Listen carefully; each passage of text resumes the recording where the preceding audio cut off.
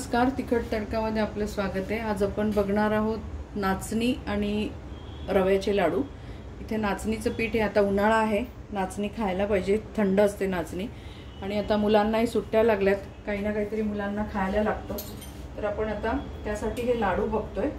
तर इथे मी 2 कप जे ह्या मापाने 2 भांडे नाचणीचं पीठ घेतले आणि 1 भांडं बारीक रवा आहे, ज्याला आपण जिरो रवा म्हणतो। ते तुमच्या आवडीप्रमाणे तुम्ही प्रमाण कमी जास्ती करू शकता, बरोबरीने पण घेऊ शकता। तर आपण आता इथे मी अर्धी वाटी तूप घेतलंय। गॅस चालू करूया। नाचणीमध्ये भरपूर कॅल्शियम असतं, आपल्या पोटात कुठल्या ना कुठल्या प्रकारे ते जायला पाहिजे। तर प्रत्येक वेळेला भाकरी करतोच आपण, पण मुलं काही भाकरी खात नाहीत, त्यावेळेला असे हे लाडू केले तर त्यांचा मधल्या वेळेचा खाऊ पण होतो। तर आता आपण इथे कढईमध्ये तूप घातले, तर तूप तापलं आपलं की आपण नाचणी भाजून घेऊया। इथे आपलं तूप चांगलं तापलंय, आपण त्यामध्ये घालूया नाचणीचं पीठ।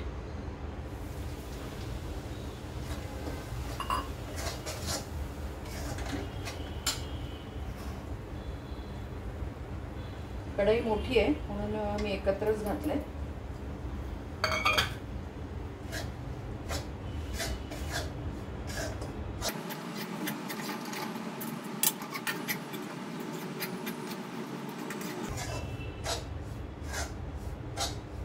हे लालसरच आहे, त्यामुळे आपल्याला लालसर होईपर्यंत भाजताना समजणार नाही, तर जळायला नको। फक्त आपल्याला त्याचा सुगंध आला भाजल्याचा की आपण मग पीठ काढून घेणार आहोत। तर आपण मंद गॅसवरती आता हे पीठ भाजून घेऊ।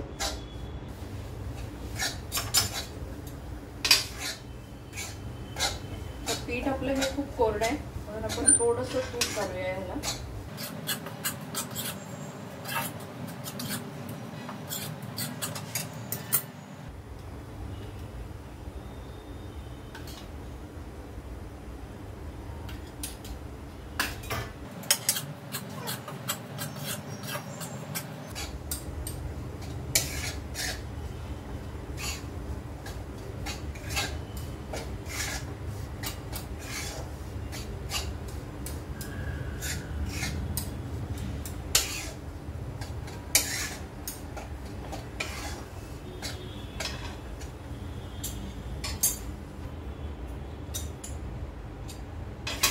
इथे आपलं नाचणीचं पीठ छान भाजून झालंय, मस्त सुगंध सुटलाय, त्यामुळे आपण आता हे काढून घेऊया।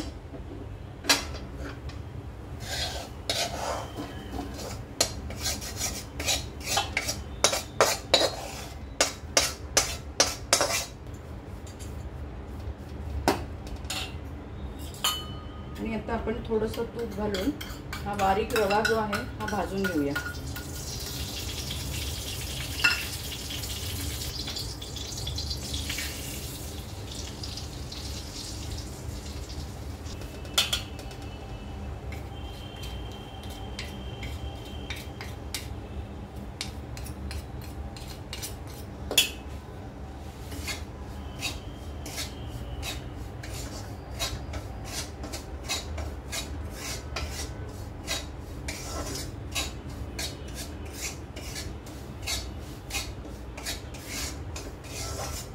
आपल्याला हा रवा मंद गॅसवरती छान खमंग भाजून घ्यायचा आहे।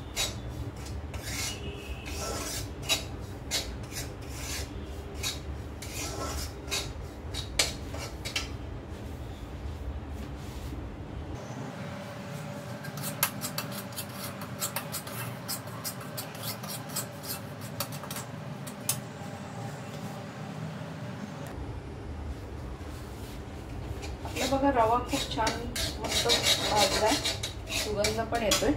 तर इथे मी थोडेसे 15-20 बदाम घेतले होते, तर ते मी मिक्सरमधून काढून घेतले।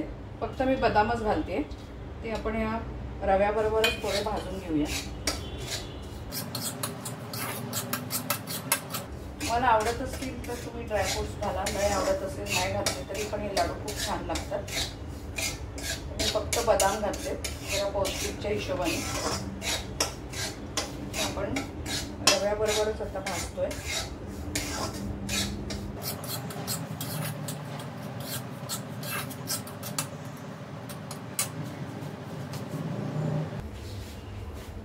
बघा इथे आपला रवा छान भाजला गेलाय, तर ते बदाम पण छान भाजले गेलेत. तर आपण गॅस बंद करू. आता हे जे आपण नाचणीचं पीठ काढून ठेवलंय त्यामध्ये आपण हे रवा घालून घेऊया.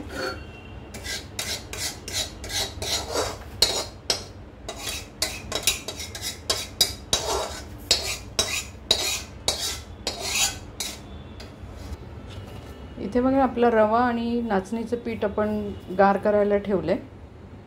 आता आपण हे गार झालं की मग आपण पुढची प्रोसिजर करून घेऊया.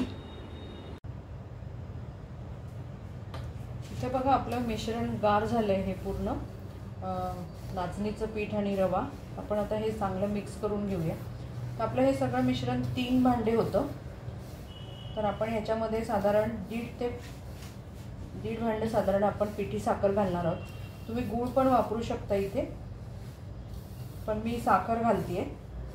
मला आवडत असेल तर तुम्ही गूळ पण बारीक चिरून ह्याच्यामध्ये घातला तरी चालेल साखरेच्या ऐवजी. आपल्याला हे चांगलं मिक्स करून घ्यायचं आहे.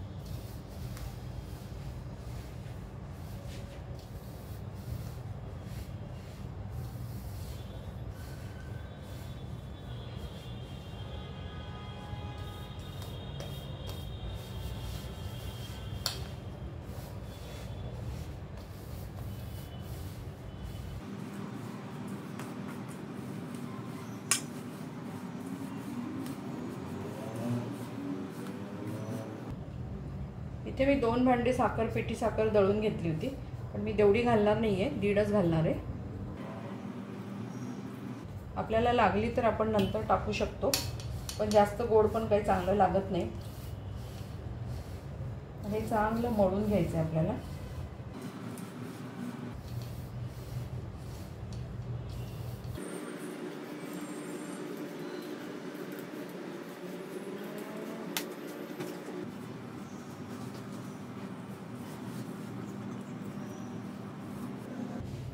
इथे बघा आपण साखर घातली आहे, व्यवस्थित मिक्स करून घ्यायचं आहे आपल्याला. असाही तो लाडू बनला जातोय, पण तरी आपण थोडंसं तूप घालणार आहोत त्याच्यामध्ये. तुम्ही जितका त्याला चोळून मिक्स कराल ना तेवढा तो एकदम छान होईल.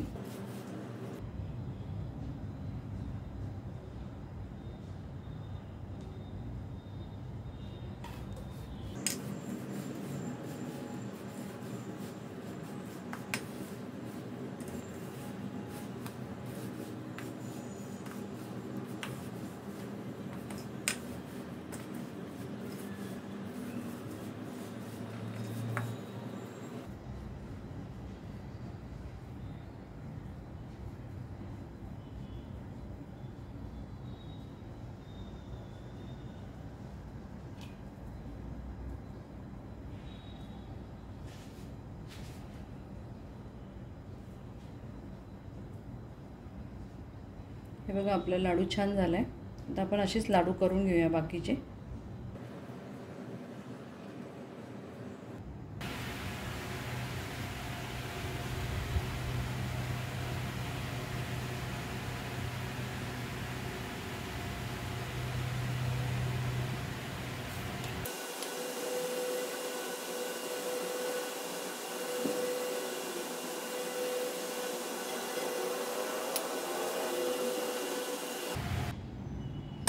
इथे बघा आपले रवा आणि नाचणीचे लाडू बनवून तयार झालेले आहेत. उन्हाळा आहे, नाचणी खरं थंड असते, त्यामुळे आता आपल्याला खायलाच पाहिजे ती. तर याही प्रकारे तुम्ही नाचणी खाऊ शकता आणि मुलांना तर खूप आवडतील, कारण आता सुट्ट्या आहेत, काही ना काहीतरी दुपारी लागतं त्यांना द्यायला. तर तुम्ही हा लाडू नक्की बनवून बघा, तुमचा अभिप्राय आम्हाला कळवा. तसंच तिखट तडकाला लाईक करा, शेअर करा, सबस्क्राईब करा. परत आपण भेटू अशाच एका छानशा रेसिपीबरोबर. धन्यवाद.